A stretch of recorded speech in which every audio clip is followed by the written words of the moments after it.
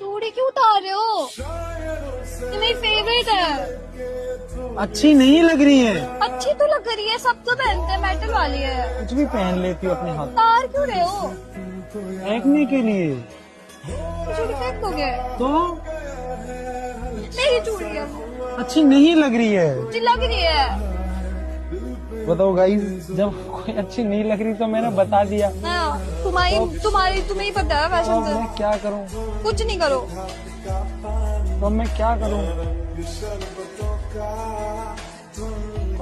मतलब ये तो मेरे लिए लेके आए हो। तुम्हें पता है ना ये वो ट्रेंड वाली चूड़िया, कश्मीरी चूड़िया।